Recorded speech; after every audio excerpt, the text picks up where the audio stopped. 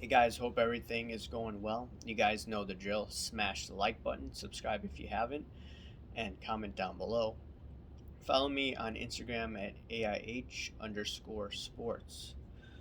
All right, I got this card the other day. It's a 2011 Topps JJ Watt number 331 PSA 9. Got it approximately for about 20 some bucks. And I told you my philosophy, and for the next few years, I'm looking at individuals that are most likely going to be in the Hall of Fame, and I'm looking at the second tier of guys that are going to be in the Hall of Fame. The top tier, like I said, Brady, Manning, Rodgers, Derek Jeter, Michael Jordan. Those are the top tier individuals like that. You could say the alpha of the team, the captain. Now I'm looking at individuals that may be the captain of the team, but don't have the same credentials as those individuals. And JJ Watt, in my opinion, is going to be in the Hall of Fame. So I'm just looking at cards like that. These cards have come down from the peak of February and March of last year, so I'm slowly but steadily going into it. And during the off season for football, I expect these cards to go down, and that's when I'm just going to just hopefully buy them up, unless there's competition for these guys.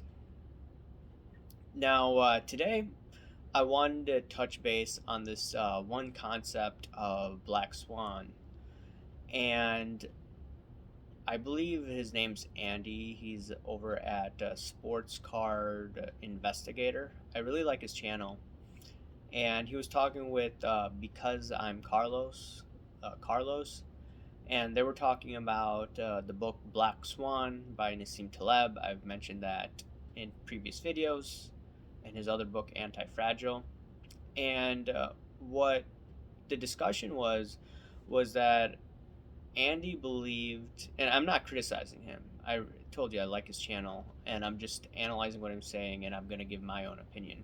He was saying that the what happened in sports cards, where prices went crazy and people were making money hand over fist in 2020 and parts of 2021. He called it a black swan. Basically, it's an event that no one was able to predict, and then in hindsight, everyone's able to analyze why this happened. I would argue it was not a black swan. I believe the black swan has to deal more with an event that cripples a system. So when Nassim Taleb was writing the book, he was talking about the fragility of the financial system, the fact that it was easily able to be broken down. And that's what happened in 2007, 2008. The financial system crumbled. We were talking now with the sports card market, that was a boom, okay? So I don't consider that to be a black swan. But I do expect a coming black swan event to happen in the financial markets in the coming years. Like I mentioned, 2024 is probably the timeline. And the black swan, we've already gotten hints, in my opinion. Some may argue that, hey, the irrational nature of politicians. Okay, sure, but on the financial standpoint, what hints are there? And one of the is looking at the euro dollar futures market. And this is a market that no one looks at. And I first found out about this through listening to Robert Kiyosaki, Rich Dad Poor Dad. Now I find him to be a little more snake on the snake oil side, but despite that, I do agree with him more times than not on our financial system and how people need to get a financial education. And I read part of the Rich Dad Poor Dad book, and he talks about how his rich dad talked about options, and his rich dad was making more money because of that. and I deal with options, and I agree people can make options, but most of the time is people they do not use options properly. Okay, so in terms of this Eurodollar market, getting into it, so Eurodollars are basically dollars held overseas, from my understanding, and it doesn't necessarily have to be in Europe. This happened after World War II. This market exploded, and it's $1 trillion market. And many individuals in the futures market, they bet on the slope of the curve. And when the slope of the curve should technically be upward sloping, like a Nike sign, not like a Nike sign, but it should just be going up. And if there's any inversion where the short end of the curve is greater than the long end of the curve, there tends to be problems. It happened in 2007, 2008, or it happened in 2006. It happened in 2018. Some people saying that, hey, that predicted there would be trouble in the market in 2020, and that definitely did. And then in December, the uh, Eurodollar futures market was inverted, and that was definitely a red flag. Now, in terms of the stock market, I don't see anything crashing in the next month, 2 months. You may have volatility, you may have a correction, but nothing crazy. So this is me looking at it from a longer term perspective. And I look at markets short term and long term. Okay. And some people say, hey, it's gloom and doom. No, this is just more of me analyzing markets. So we have the inversion of the Eurodollar market last month. This was looking at 2024 to 2026. So long story short, to translate what these traders are predicting, they're expecting what they call deflation right around that time where I talk about the market's going to have a lot of trouble. And this could predict a black swan event. We don't know what exactly is going to happen in the next few years, but I would expect the financial system will be under pressure like 2008. That's why my philosophy right now in sports card, I'm just aggressively selling.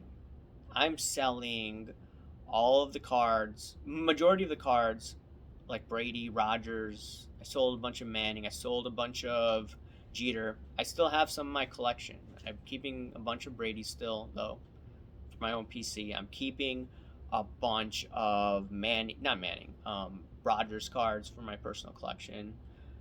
I'm even going to keep some Patrick Mahomes for my own collection.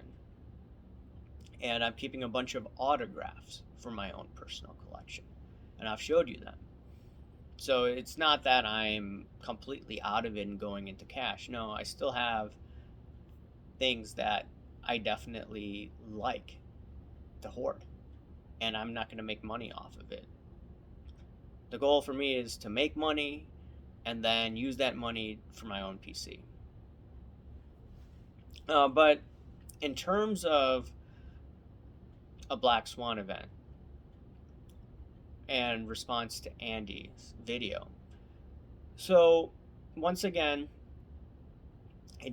the Black Swan deals with looking at the fragility, trying to predict an outcome that is saying, hey, the market is fragile.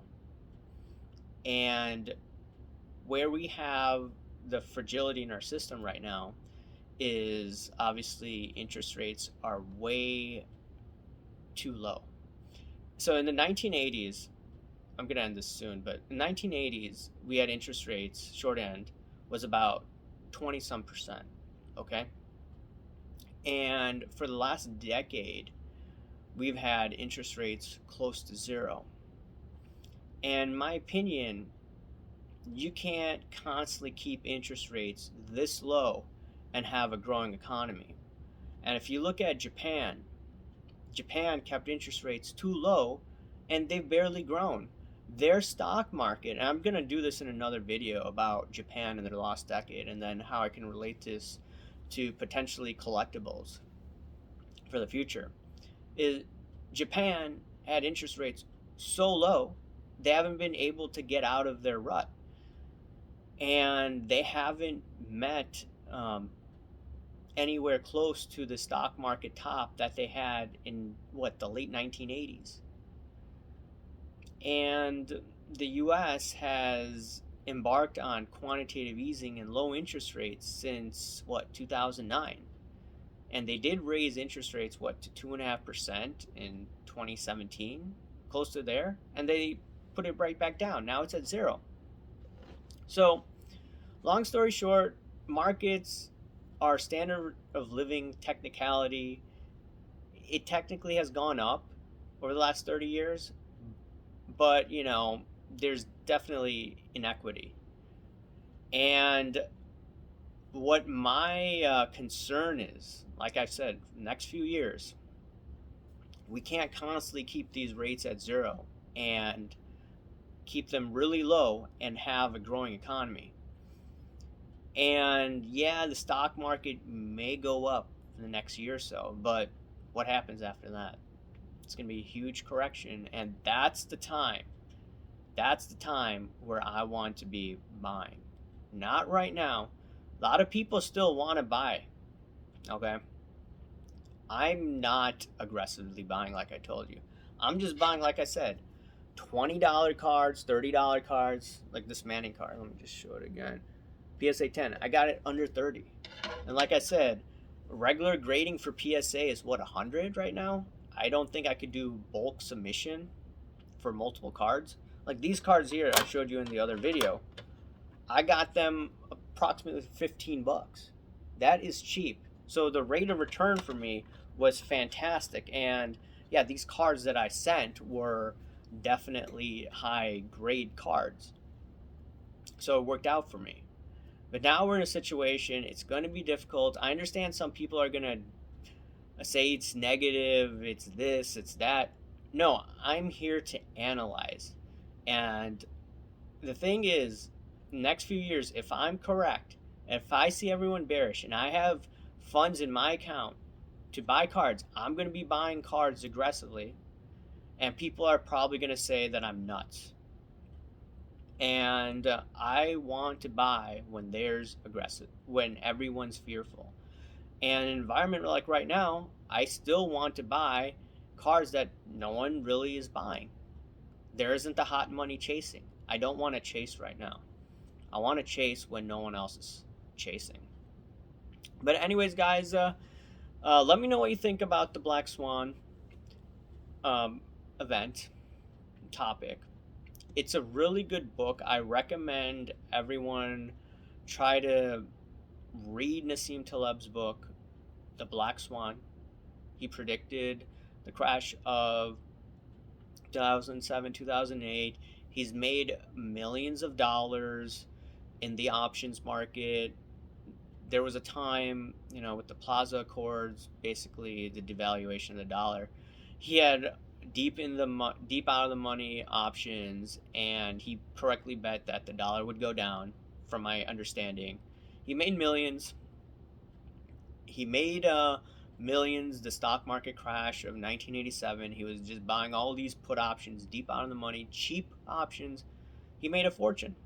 He was a trader starting out. Now he's turned into a philosopher, and he does a few other things. And he's worth probably millions of dollars. And also read the book Anti-Fragile. It's really a great book. And I may talk about the fragility, in my opinion, of the sports card market. Now, this is, some people might say, hey dude, like, I'm here to collect, you're doom and gloom. Well, there's a lot of people that are aggressively investing. So I believe that this is a topic that's worth discussing. I know for the hardcore collectors, they may not be interested. Well, that's fine. This is more for, those that are aggressively investing, and those are some great books. And a lot of people, once again, talk about investing, and And if you don't read guys like Taleb, even though I don't agree with him what he's talking about the pandemic, throw that out the window. Just some of his masterpieces, everyone should definitely look into. Anyways, guys, let me know what you think. Smash the like button, subscribe if you haven't. Comment down below, guys. Thanks. Bye.